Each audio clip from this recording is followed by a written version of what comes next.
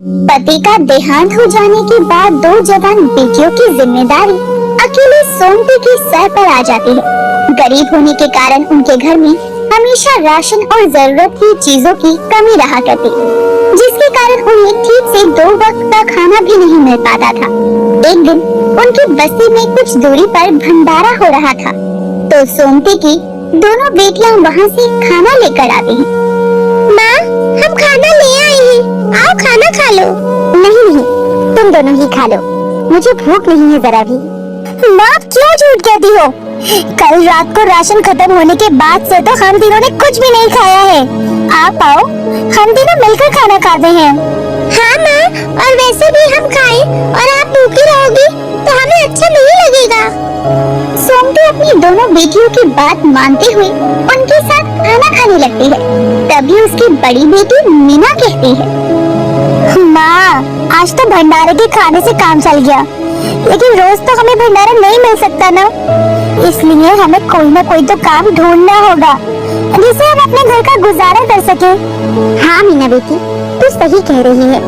जब तक तेरे पिता थे, इस गरीबी में भी हमारी हालत कभी इतनी बुरी नहीं थी, लेकिन उनके जाने के बाद तो हमारी दुख और तकलीफें बढ़ी गई हैं। माँ, आप चिंता मत करो, हम काम ढूंढ लेंगे, कोई ना कोई काम तो मिल ही जाएगा और फिर सब ठीक हो जाएगा। इस तरह तीनों माँ बेटी एक दूसरे को हिम्मत देती हैं और अगले दिन से ही वो तीनों काम की तलाश करने लगती हैं। बहुत ढूंढने पर भी उन्हें कहीं काम नहीं मिलता, जिसके कारण वो हमेशा निराश होकर घर लौट आया करती। बात एक रोज की है, जब उनकी पड़ोसन उन्हें घर में बनाए पालक पनीर खाने के लिए देती है। माँ, आंटी के बनाए पालक पनीर में तो कोई खास स्वाद नहीं है, इससे अच्छा पालक पनीर तो आप बनाती हो। बिल्कुल सही कहा रजनी ने, लेकिन पैसों की तंगी के चलते अब हमारे नसीब में कहाँ है पालक पनीर खाना, ऊपर से कोई काम भी तो नहीं मिल रहा। माँ, आज जब मैं पास वाले रेलवे स्टेशन से गुजर रही थी ना, तो मैंने वहाँ पर बहुत सारी खाने की चीजों का ठेला देखा। मैं तो कहती हूँ कि अगर कोई काम नहीं मिल रहा तो हम भी खाने की चीज का ठेला लगाते हैं। हाँ दीदी, ये तो आपने सही कहा, लेकिन दीदी हम बेचेंगे क्या? हम पालक पनीर और चावल बेच सकते हैं, और एक बार काम शुरू करेंगे तो धीरे धीरे सब ठीक हो जाएगा। हाँ मीना बेटी, तू सही कह रही है, मैं भी कहीं से पैसे का इंतजाम करती हूँ।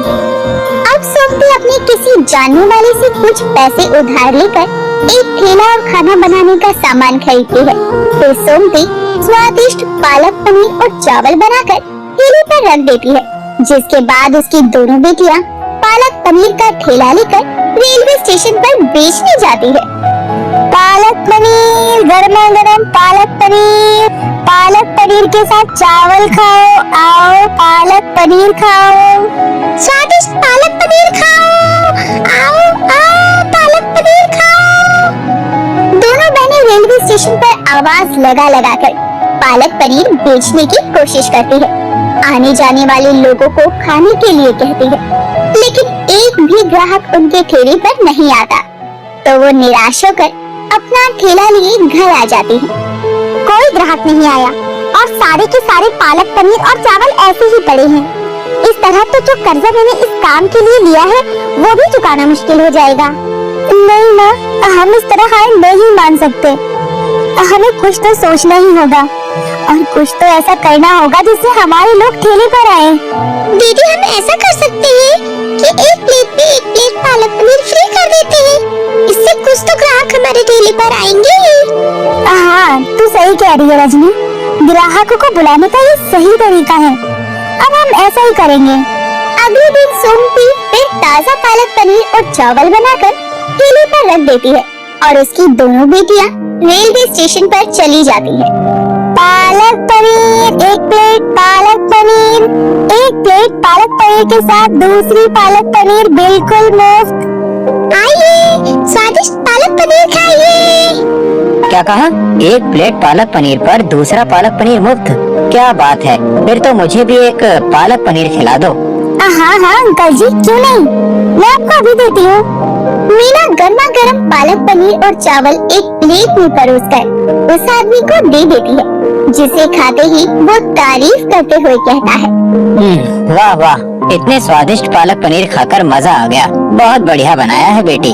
धन्यवाद अंकल जी। कुछ ही देर में वो आदमी 2 प्लेट पालक पनीर चावल खाकर उन्हें पैसे देकर चला जाता है और फ्री के चक्कर में उनके ठेले पर लोग आने शुरू हो जाते हैं। अब धीरे धीरे दिन बीतते हैं और फ्री खाने के चलते लोग उनके ठेले पर पालक पनीर चावल खाने के लिए और भीड़ लगाना शुरू कर देते हैं। और इस तरह 2 महीने हो जाते हैं और एक रोज जब दोनों पैसों का हिसाब किताब कर रही थी तो सोमती कहती है, तो इस महीने कुछ फायदा हुआ या नहीं? माँ, फायदा ही तो नहीं हो रहा। पालक पनीर बेचने से जितनी कमाई हुई है ना, उससे ज्यादा तो हमारी लागत लगी है। हाँ माँ, एक पर एक प्लेट फ्री देने के चक्कर में हमें कुछ ज्यादा फायदा नहीं बल्कि नुकसान हो रहा है। इसलिए बेहतर होगा कि हम फ्री में पालक पनीर देना बंद कर दें। तुम दोनों को जो ठीक लगता है करो। नुकसान होने के चलते वो बहनें फ्री वाली स्कीम को बंद कर देती हैं, जिससे उनके ठेले पर लोग कम आते हैं, लेकिन आते जरूर हैं, क्योंकि उनके बनाए पालक पनीर बहुत स्वादिष्ट जो हुआ करते थे, लोगों को पसंद भी आते थे। इसी के चलते उनके स्वादिष्ट पालक पनीर के चर्चे होने लगते हैं और आते जाते लोग पालक पनीर और चावल खाना ही पसंद किया करते। ग्राहकों की भीड़ बढ़ने से अब उनकी कमाई ज्यादा होने लगती है, साथ ही उनकी आर्थिक स्थिति भी धीरे धीरे ठीक होने लगी थी। तभी एक दिन जब सोमती खाना बना रही थी, माँ, पनीर तो और महंगा होते जा रहा है। हाँ, महंगाई भी तो आसमान छू रही है, तो खाने की चीजों पर तो असर पड़ेगा ही। ये मैंने चावल चढ़ाए हैं, थोड़ा देख लेना, मैं बाजार होकर आती हूँ। सोमती इतना कहकर बाजार निकल जाती है, तो वहीं रजनी मीना से कहती है, दीदी, हमारा काम तो अच्छा चल रहा है और अब तो लोगों की भीड़ भी आने लगी है, लेकिन ये बढ़ती महंगाई के चलते आगे हमें नुकसान ना हो, इसलिए हम दूध की जगह पाउडर से भी तो पनीर बना सकते हैं और इसी तरह पालक में भी पैसा बचा सकते हैं। कहता तो सही रही है, इससे हमारी लागत भी कम लगेगी और फायदा भी ज्यादा होगा। मीना अपनी बहन की बातों में आ जाती है, जिसके बाद वो लोग दूध की जगह पाउडर से पनीर बनाने लगते हैं। साथ ही ताजे पालक की जगह थोड़े पीले और बेकार पालक का इस्तेमाल कर पालक पनीर बनाते हैं और उसे ही बेचने लगते हैं। रोज की तरह आज भी उनके ठेले पर भीड़ लगती है। क्या बात है बिटिया, आज के पालक पनीर में रोज जैसा स्वाद नहीं? अरे, ये आप कैसी बातें कर रहे हैं अंकल?